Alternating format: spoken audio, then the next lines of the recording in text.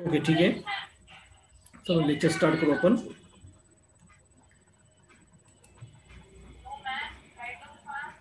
Okay, now welcome all dear students.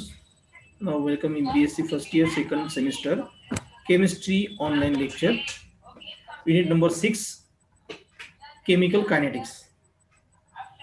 Dear friends, in previous lecture we discussed unit number 2,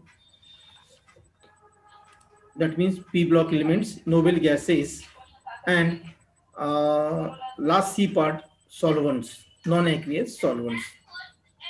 Okay. Now here in this lecture we will discuss next unit, unit number 6, chemical kinetics. That means next session, which is a physical chemistry session, session number 3, physical chemistry section. Okay. Now in this section we will discuss unit number 5 and unit number 6. So here we discuss unit number 6, chemical kinetics. Now what is by chemical kinetics first? Dear friends, chemical kinetics, kinetics is nothing but speed, velocity, chemical reaction. Chemical kinetics means speed or velocity. Study the speed or velocity of chemical reactions. Okay. Now in this lecture, okay, first discuss what is meant by rate, then order of reaction, then rate law expression of rate constant, first order reaction, second order reaction, rate constant, half life period, the temperature dependence. Okay, this is the important part we will discuss in unit number 6, chemical kinetics. So first, what is meant by chemical kinetics? Chemical kinetics is a branch of physical chemistry. आणि आता आपण म्हटलंच हा जो part आहे unit number 5 आणि 6 हा physical केमिस्ट्रीचा part आहे.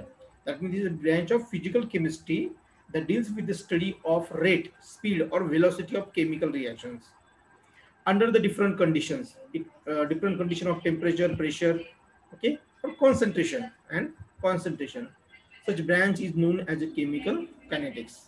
बघा काय म्हणलं डेफिनेशन मध्ये, ही फिजिकल केमिस्ट्रीची ब्रांच आहे की ज्यामध्ये आपल्याला रेट, स्पीड, ओके, म्हणजे एक दर किंवा स्पीड, वेग, केमिकल रिएक्शनचा जो रेट आहे, जो स्पीड आहे किंवा व्हेलॉसिटी आहे, याचा आपल्याला अभ्यास करायचा आहे. कोणत्या कंडिशनला? डिफरंट कंडिशनला. वेगवेगळी जी कंडिशन असते ती टेम्परेचर, प्रेशर आणि कॉन्सन्ट्रेशन, या ज्या कंडिशन आहे या कंडिशनला आपल्याला काय करायचं आहे, केमिकल रिएक्शनचा स्पीड, रेट किंवा व्हेलॉसिटी म्हणून आपण याचा आपल्याला स्टडी करायचा आहे. मग ज्या ब्रँचमध्ये आपल्याला फिजिकल केमिस्ट्रीच्या ज्या ब्रँचमध्ये आपल्याला स्टडी करायचा आहे, that branch is known as a chemical kinetics. So the branch of physical chemistry that deals with the study of rate, speed or velocity of chemical reactions under the given conditions of temperature, pressure and concentration. Okay, such branch is known as chemical kinetics. Okay. आता आपल्याला माहिती आहे मुलांनो की बरेचसे chemical reactions, काही chemical reaction खूप slow असतात, काही केमिकल रिएक्शन खूप फास्ट आहे, ओके नाही, आणि काही केमिकल रिएक्शन्स या इतक्या स्लो आहे की त्याला खूप सारा वेळ लागतो, भरपूर सारे वर्ष त्याला लागतात कंप्लीट होण्यासाठी. ओके. मग आता या रिएक्शनचा जो वेग आहे, जो स्पीड आहे, जो रेट असणार आहे, तो रेट आपल्याला काय करायचं या ठिकाणी या युनिटमध्ये आपल्याला डिस्कस करायचा आहे. ओके. जनरल जर एखादं एक्झाम्पल सांगायचं झालं तर बघा, AgNO3 आणि NaCl इन ॲक्वियस सोल्युशन ह्या रिएक्शन कशा फास्ट होतात, पण रिएक्शन बिटवीन सोडियम मेटल आणि वॉटर ही आपल्याला माहिती, ही कशी आहे, व्हिगोरस रिएक्शन्स आहे. सोडियम मेटल पाण्यात टाकलं, माहिती ना आपल्याला, सोडियम मेटल पाण्यात टाकलं तर काय होतं, पेट घेतं, व्हिगोरस रिएक्शन होते, ओके नाही. म्हणजे मग या ज्या रिएक्शनचा रेट आहे आणि काही रिएक्शन खूप स्लो आहेत एकदम, मग हा रेट आपल्याला काय असतो, कशावर डिपेंड आहे, हे आपल्याला या युनिटमध्ये स्टडी करायचं आहे, या युनिटमध्ये आपल्याला हे बघायचं आहे. ओके. नाऊ काही एक्झाम्पल्स, आता उदाहरणार्थ आपल्याला माहित आहे की ऑक्सिजन आणि वॉटर मॉलिक्युल्स, ऑक्सिजन आणि हायड्रोजन्स यांच्यापासून वॉटर मॉलिक्युल्स काय होतो, फॉर्म होतो. मग आता आपण जर विचार केला, इन ऑब्सेन्स ऑफ कॅटलिस्ट किंवा इलेक्ट्रिक डिस्चार्ज किंवा कॅटलिस्ट याच्या ऑब्सेन्समध्ये आपण जर H2 आणि O2 हा कंबाईन करून वॉटर फॉर्म करायचा प्रयत्न केला तर खूप सारे वर्ष या गोष्टीला लागतात.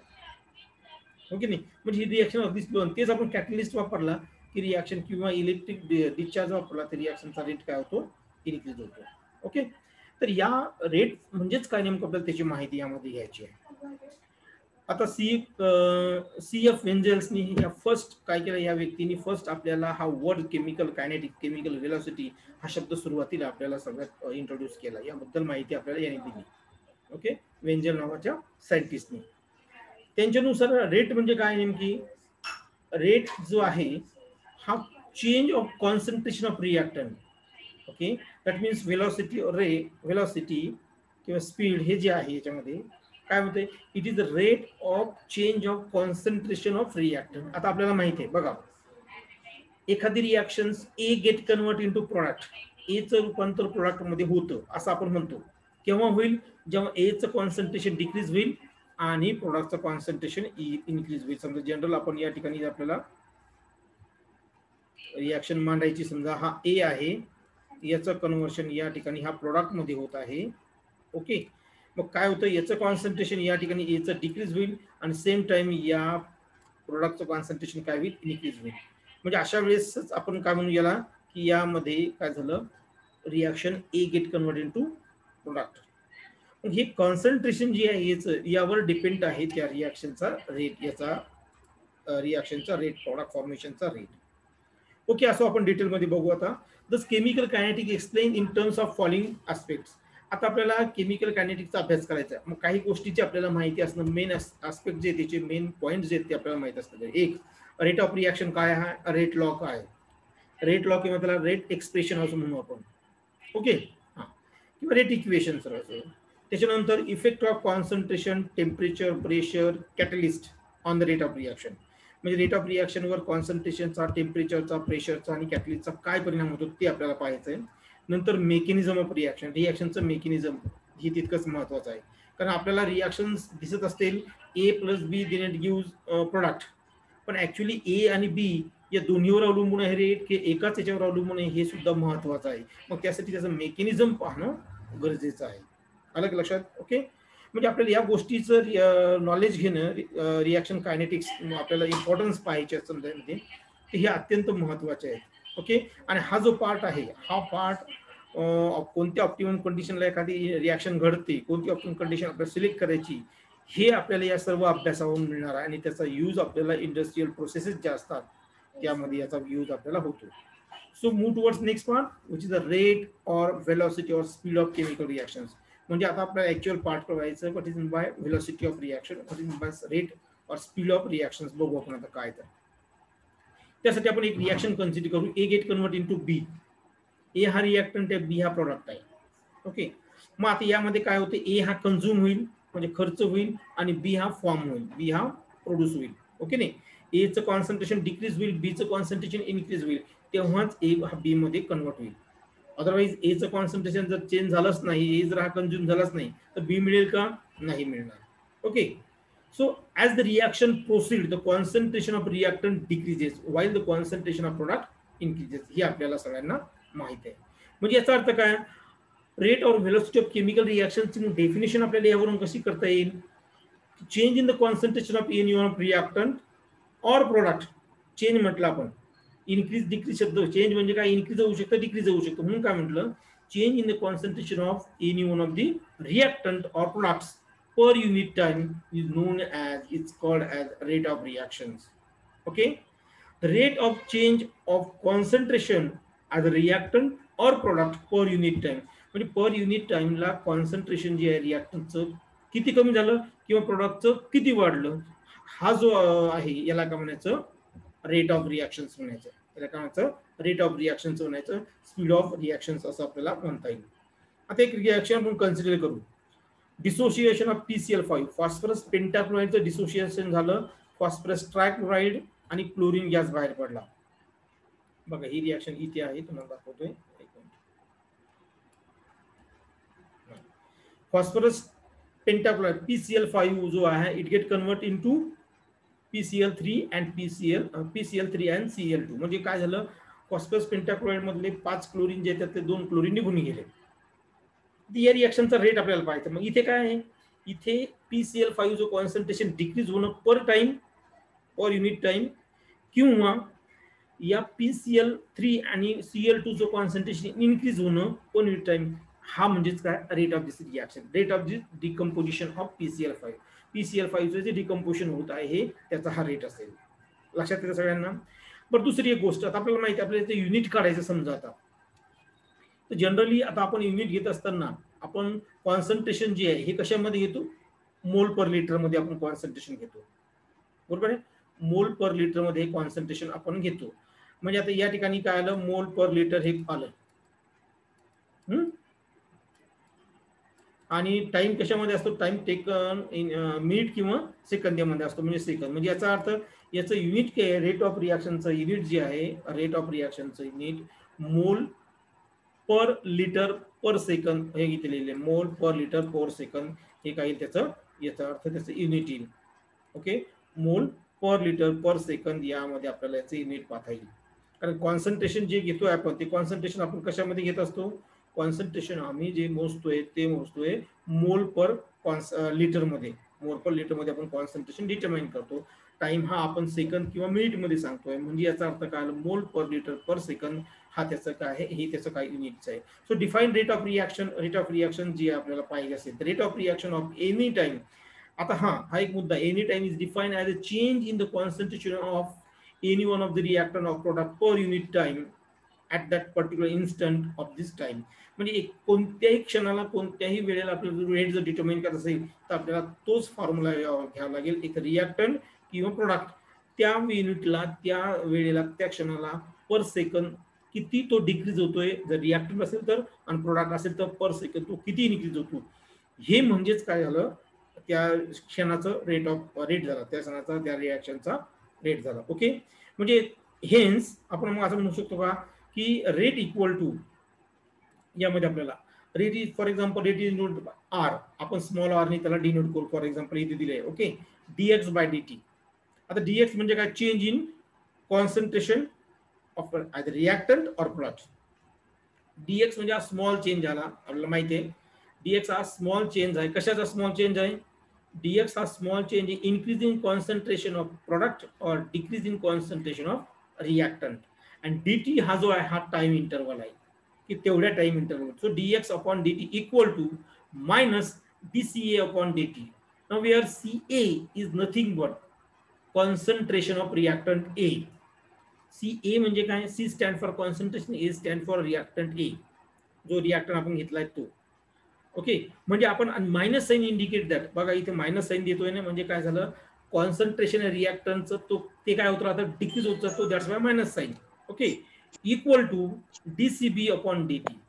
CB, C stand for concentration, D means small change आणि dt means small time interval, आणि B जो घेतला आपण तो घेतला CB is nothing but concentration of B. B कोण घेतला आपण इथे, प्रोडक्ट. बी काय म्हणून कन्सिडर केला आपण इथे, प्रोडक्ट आपण कन्सिडर केला. बी म्हणजे काय घेतला आपण इथे, प्रोडक्ट घेतला. Okay, so plus sign indicate that concentration of product increases, प्रोडक्टचं कॉन्सन्ट्रेशन इन्क्रीज होतं म्हणून प्लस साइन दिला इथे, आणि या ठिकाणी मायनस साइन का दिलं, कारण कॉन्सन्ट्रेशन जे रिएक्टंटचं ते मायनस उतरतं, डिक्रीज उतरतं म्हणून. Clear. Okay, according to rate और लॉ ऑफ मास ऍक्शन. आता लॉ ऑफ मास ऍक्शन काय, मास ऍक्शन जर आपण बघितलं तर तो काय करतो, एक रेशो घेतो आपण, काय करतो, रेशो घेतो आपण. तर तो कसा येईल यामध्ये, बघा यामध्ये आपल्याला असं देता येईल या ठिकाणी की R equal to dx upon dt equal to minus dc upon dt equal to plus dCB upon dt is directly proportional to the CA और कॉन्सन्ट्रेशन ऑफ A. म्हणजे याचा अर्थ रेट जो आहे हा रेट काय आहे, डायरेक्टली प्रोपोर्शनल आहे. कशा, कोणासोबत, कॉन्सन्ट्रेशन ऑफ रिएक्टंट. रिएक्टंटचं जे कॉन्सन्ट्रेशन आहे हे रिएक्टंटचं कॉन्सन्ट्रेशन आहे. ओके, किंवा हे म्हणा, ती या कॉन्सन्ट्रेशनला हा जो आहे रेट जो आहे, म्हणजे सरळ इथं आपण आर म्हणू. एक मिनिट, हे चेंज करतोय, आर हा बदलतो, कन्फ्युजन नको. ओके, हा आर घ्या किंवा कॅपिटल आर घ्या. असं R is directly proportional to concentration of A. लक्षात, आपल्याला असं या ठिकाणी याच्यामध्ये देता येईल. म्हणजे काय, कॉन्सन्ट्रेशन जे आपल्याला ते डायरेक्टली प्रोपोर्शनल आहे, रिएक्टंटचं कॉन्सन्ट्रेशन जे आहे ते रेटशी डायरेक्टली प्रोपोर्शनल आपल्याला क्लिअर करते. मग आता आपण काय करू, प्रोपोर्शनल साइन काढून टाकू. म्हणजे काय लिहिलं, R equal to K into C. K काय घेतला आपण, रेट कॉन्स्टंट. के काय आपला, हा के आहे आपला रेट कॉन्स्टंट. मग आता आपण घेतोय रेट कॉन्स्टंट. ओके. आता या ठिकाणी आपल्याला आपण म्हटलं की हा जो कॉन्सन्ट्रेशन आहे हे कॉन्सन्ट्रेशन स्लोली काय होत राहणार आहे, डिक्रीज होत राहणार आहे. म्हणून त्या ठिकाणी आपण काय केलं, निगेटिव्ह साईन दिलेला आहे आपल्याला. म्हणजे dt या टाइम इंटरवलला हे कॉन्सन्ट्रेशन हळूहळू काय होणार आहे, डिक्रीज होत राहणार आहे, चेंज होत राहणार आहे. म्हणून मायनस साईन त्या ठिकाणी दिलेला आहे. ओके. बरं, आता आपल्याला रेट कळालं. रेट कसं काढायचं आपल्याला तेही कळालं की R equal to K into concentration. आता के का आला, प्रोपोर्शनॅलिटी साईन आपण रिमूव्ह केलंय, काढून टाकलंय म्हणून के आला. त्याला प्रोपोर्शनल साईन म्हणा किंवा दुसऱ्या शब्दात त्याला रेट कॉन्स्टंट असं सुद्धा आपल्याला म्हणता येईल. तो कॉन्स्टंट घेतलेला आपण. बर, which factor affect the rate of reaction or influencing the rate of reaction. म्हणजे कोणते फॅक्टर रेट ऑफ रिॲक्शन जे आहे रिॲक्शनच्या रेटवर परिणाम करतात, कोणते फॅक्टर करतात. सिंपल सरळ सरळ गोष्ट आता ही बघा. कोणते फॅक्टर असतील, आपण काय घेतोय, रिॲक्टंट घेतो. मग त्या रिॲक्टंटचं कॉन्सन्ट्रेशन डायरेक्टली प्रोपोर्शनल आहे. Rate directly proportional with the concentration of reactant. म्हणजे तो मुख्य फॅक्टर आहे. म्हणजे जसं आपण म्हणू कॉन्सन्ट्रेशन इन्क्रीज झालं, रेट ऑफ रिॲक्शन इन्क्रीज होईल. एक. दुसरं, इफेक्ट ऑफ टेम्परेचर. हे तर सरळ सरळ गोष्ट आपल्याला माहिती आहे. जसं आपण गॅस वाढवला तसं काय होईल, रिॲक्शन जी आहे किंवा आपण जे ठेवलेलं मटेरियल आहे ते लवकर हीट होईल, लवकर बॉईल होईल, लवकर रिॲक्शन होईल. म्हणजे टेम्परेचर इन्क्रीजेस, काय होईल त्या ठिकाणी रेट ऑफ रिॲक्शन इन्क्रीजेस. बघा सॉल्व्हंट, आता हा एक मुख्य पार्ट आहे. सॉल्व्हंट जो आहे, सॉल्व्हंट हा मुख्य रोल प्ले करतोय रिॲक्शन परफॉर्म करत असताना, रिॲक्शन घडत असताना. आपण काल बघितलं आपल्या जवळपास मॅक्सिमम केमिकल रिॲक्शन केमिस्ट्रीमध्ये ह्या कशा असतात, ह्या सॉल्व्हंट म्हणजे मीडियम मध्ये घडत असतात. ओके, सॉल्व्हंट मध्ये घडतात. मग याचा अर्थ आपल्याला काय करावं लागेल त्या ठिकाणी, याचा अर्थ असा की सॉल्व्हंट हा महत्वाचा. मग आपल्याला depending upon the nature of reaction, रिॲक्शनचं नेचर कसं आहे त्यानुसार आपल्याला सॉल्व्हंट निवडावं लागेल. ओके, म्हणजे सॉल्व्हंट सुद्धा महत्वाचा आहे. नंतर कॅटलिस्ट. आता हे तर सरळ सरळच आहे. आपल्याला माहिती आहे की जो सबस्टन्स रिॲक्शनचा रेट इन्क्रीज करतो तो सबस्टन्स म्हणजे कॅटलिस्ट. मग catalyst increase the rate of reaction. सरळ कॅटलिस्ट वापरला, रिॲक्शनचा रेट काय होईल, इन्क्रीज होईल. ओके. नंतर प्रेशर. आता हा एक पॉईंट महत्वाचा आहे की प्रेशर आणि रेट ऑफ रिॲक्शनचं काय रिलेशन आहे. तर सरळ सरळ, higher the pressure more is the rate of reaction. Pressure जास्त केलं आपण, रिॲक्शनचा रेट काय होईल, इन्क्रीज होईल.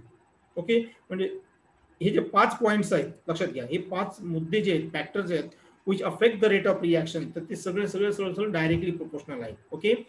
फर्स्ट पॉइंट आहे concentration of reactant. As the concentration increases, rate of reaction increases. The temperature, as the temperature increases, rate of reaction increases. Solvent, nature of solvent depends upon the nature of reactions.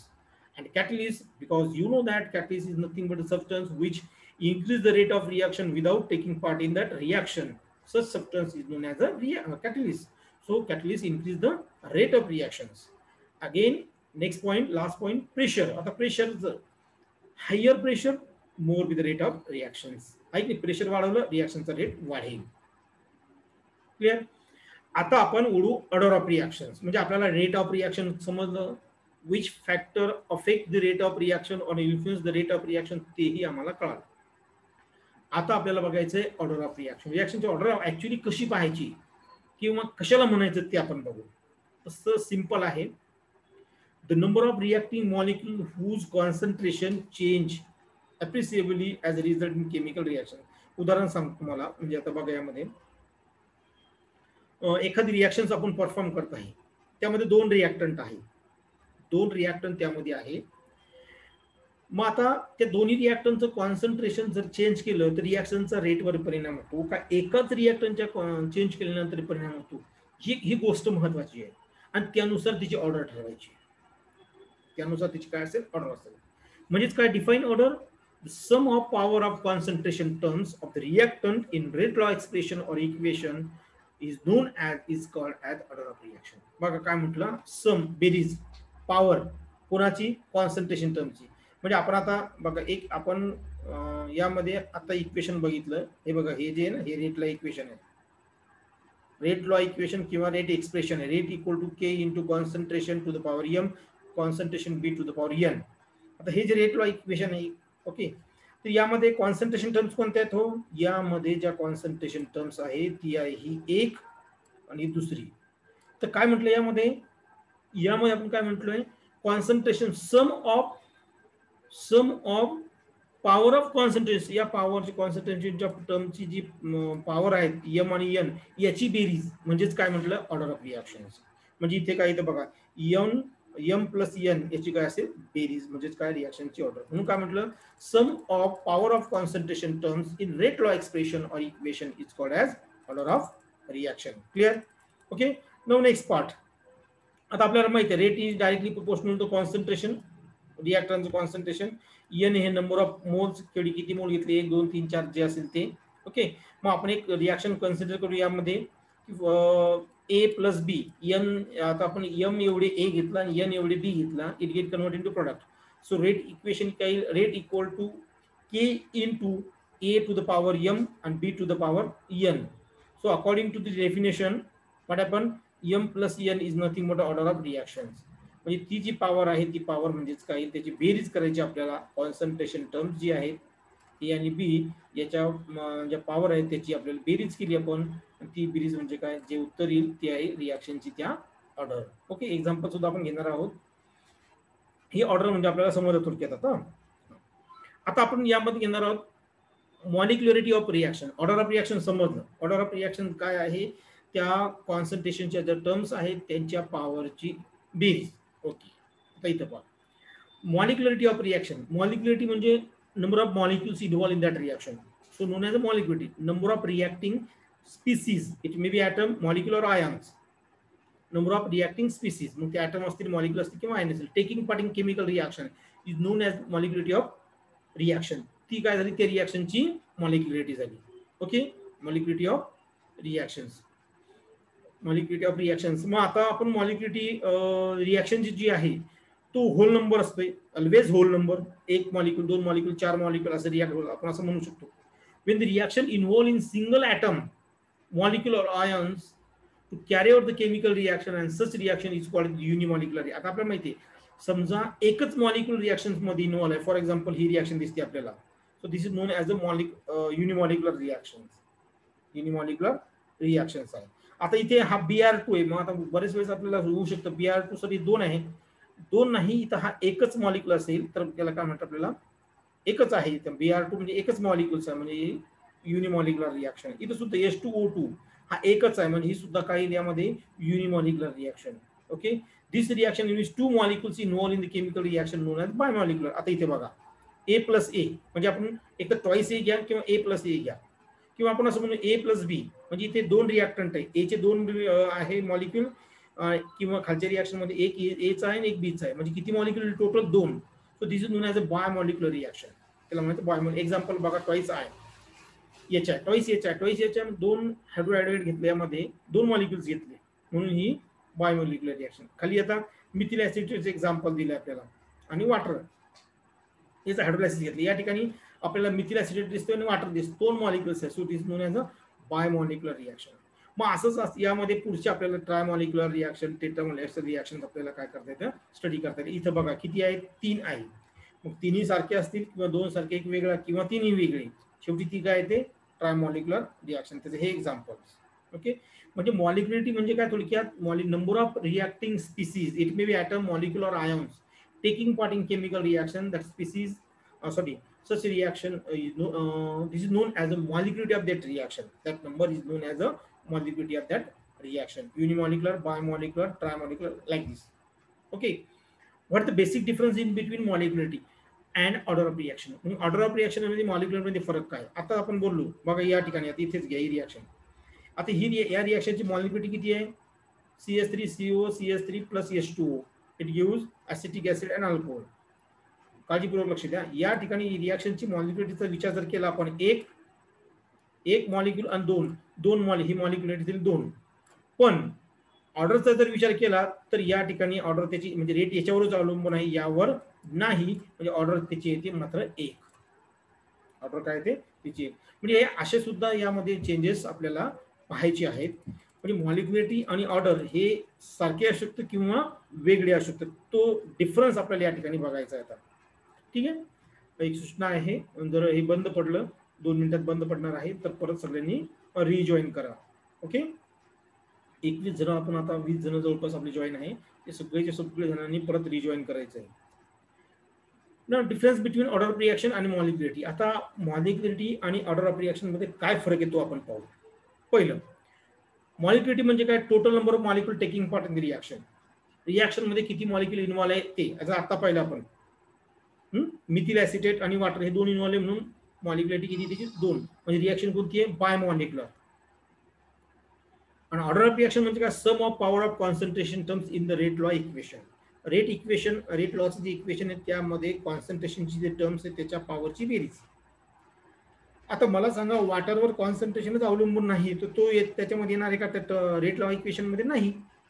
मग त्या ठिकाणी काही rate R equal to K into concentration of methyl acetate असंच येईल फक्त. म्हणजे त्या ठिकाणी ऑर्डर किती येईल? 1. म्हणजे दोन्हीचा फरक पडला. It is a theoretical concept. Molecularity ही थिअरॉटिकल कॉन्सेप्ट आहे. म्हणजे आपण त्याच्यावरून पाहून सांगू शकतो फक्त की थिअरॉटिकली की वेदर इट इज बायमॉलिक्युलर, युनिमॉलिक्युलर, डायमॉलिक्युलर हे आकडा आपण जो सांगतो तो. ओके. पण ऑर्डर जी आहे ही रिॲक्शनद्वारे आपल्याला एक्सपेरिमेंटद्वारे आपल्याला कन्फर्म करावं लागतं. म्हणजे ही एक्सपेरिमेंटली आहे. It can be determine experimentally. It is a theoretical. Molecularity always 2 number. Molecularity ही होल नंबरच असते. 1 2 3 4 5 असंच असेल. पण ऑर्डर ऑफ रिॲक्शन हा होल नंबर असू शकतो किंवा फ्रॅक्शन मध्ये असू शकतो. लक्षात घ्या, हा होल नंबरही असेल किंवा फ्रॅक्शन मध्ये म्हणजे 1.5 असं सुद्धा असू शकतो. 1 आणि अर्धा असं सुद्धा असेल. त्याच्यानंतर मॉलिक्युलॅरिटी कधीच झिरो राहू शकणार नाही. आपण असं म्हणू का की झिरो मॉलिक्युल इन्व्हॉल्व आहे? मॉलिक्युल झिरो इन्व्हॉल्व म्हणजे मॉलिक्युलच इन्व्हॉल्व नाही. मॉलिक्युल इन्व्हॉल्व नाही तर रिॲक्शनच नाही. ओके नाही. म्हणजे मॉलिक्युलॅरिटी झिरो कधीच नसते. पण order of reaction he zero असू शकते. Order of reaction he zero असू शकते की बाबा रेट कशावरच अवलंबून नाही. कोणत्याच कॉन्सन्ट्रेशनवर रेट अवलंबून नाही असं राहू शकतं.